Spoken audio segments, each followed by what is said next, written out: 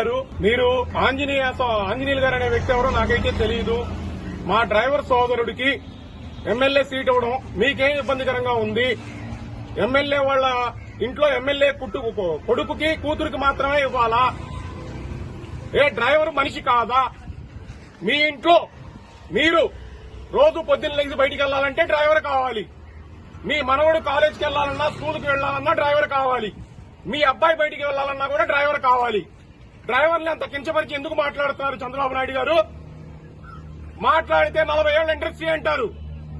దళితుల్లో పుట్టాలా అని కోరుకుంటారా అని చెప్పి అంటారు. దళితుల్ని కించపరుస్తున్నారు, డ్రైవర్ని కించపరుస్తున్నారు. రోడ్ ఏపీ మొత్తం మీద 20 లక్షల డ్రైవర్లు ఉన్నాం సార్. మేము గనక అడ్డం తిరిగితే మీకు డిపాజిట్లు కూడా తక్కువండి, డిపాజిట్లు కూడా గల్లంతైపోతాయి. చంద్రబాబు చూసుకో చెప్తున్నాను, డ్రైవర్ అనే వ్యక్తి కూడా మనిషే. నువ్వు మనిషివే, నేను మనిషినే. నేను ఒక డ్రైవర్ గా మాట్లాడుతున్నాను. అతను ఎవరో నాకు తెలియదు. నా సోదరుడికి సీట్ ఇచ్చారు. దానికి మీకు ఎందుకు అభ్యంతరం? ఎందుకు చేస్తున్నారు చంద్రబాబు? సవాల్ విసురుతున్నాను.